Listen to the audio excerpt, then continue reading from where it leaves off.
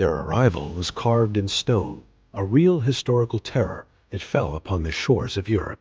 They came from the land of ice and fire in their dragon-headed longships, a force of nature that could not be stopped. Many led these raids, but history remembers one name above all others. A farmer who became a king. A legend whose death would unleash the largest Viking army the world had ever seen.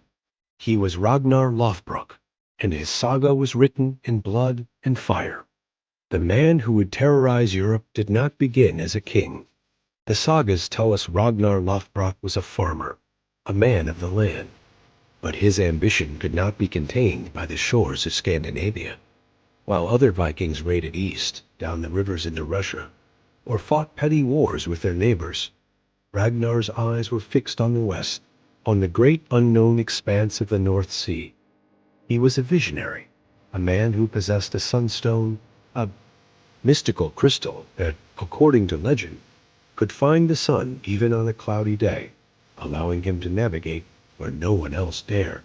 He dreamed not just of plunder, but of discovery, of glory, of sailing his longships to the shores of a land, a world away, the rich, divided, and unsuspecting kingdom of England.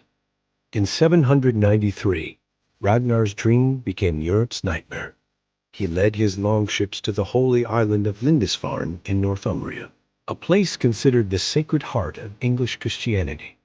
It was a soft-hearted, undefended, and filled with riches. The raid was a brutal success. The Vikings plundered the church's gold and silver, murdered the monks, and dragged others into slavery.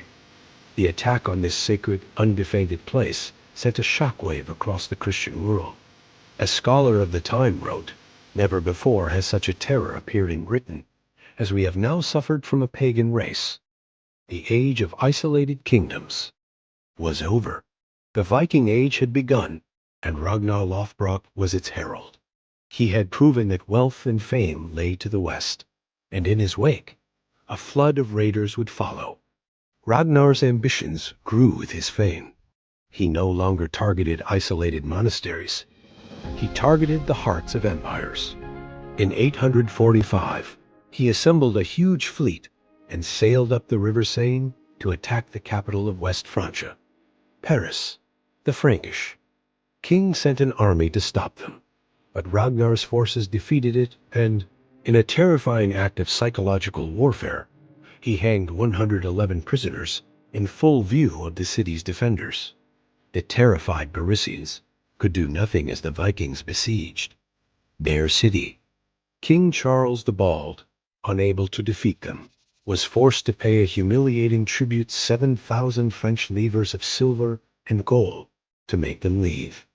Ragnar had proven that even the greatest cities of Europe were not safe. He had held a kingdom to ransom, and his legend had become immortal. A king's legacy is measured not just in his own deeds, but in the power of his sons. And the sons of Ragnar were destined to be even more famous than their father. There was Bjorn Ironside, the great explorer who would raid the Mediterranean. There was Ubba, the fierce warrior. And there was Ivar the Boneless, a man whose physical weakness was matched only by the terrifying brilliance and cruelty of his mind. Ragnar raised his sons in his own image, teaching them to be fearless, cunning, and ambitious. He instilled in them a deep sense of family honor, a bond that would one day be put to the ultimate test. They were not just his children, they were his weapons. A new generation of Vikings, ready to be unleashed upon a world that already feared their family name. As Ragnar grew older, his pride became his greatest enemy. Hearing tales of his son's own growing fame, he became jealous, determined to prove that he was still the greatest Viking of them all. He boasted that he could conquer all of England with just 2 ships, a feat that would surpass anything his sons had done. But these were no ordinary ships. He had them built to be colossal, far larger and heavier than any longship before. It was a monument to his own ego. His wife warned him it was folly, that the ships were too large and unwieldy for the treacherous English coasts, But Ragnar, consumed by pride, would not listen. He was convinced that his destiny was his to command. He set sail for his final, fateful raid, convinced that one last great victory awaited him. Ragnar's wife was right. His massive ships were caught in a storm and shattered on the rocks of the Northumbrian coast. He and his surviving crew were captured by his old rival, King Gla. To make an example of the great Viking, Gla ordered him executed in the most agonizing way imaginable. He was thrown into a pit of venomous snakes. But Ragnar did not die screaming. According to the Saga, he faced his end with a terrifying joy, laughing as the serpents bit into him. With his last breaths, he delivered a chilling prophecy to his executioners. How the little pigs would grunt if they knew how the old boar suffers. He was not talking about himself. He was talking about his sons, and the storm of vengeance that his death would unleash upon England. He died not in defeat, but with a promise of a reckoning. When news of Ragnar's death reached his sons, their grief turned to cold fury. The old boar's prophecy came true. The little pigs did more than grunt. They roared.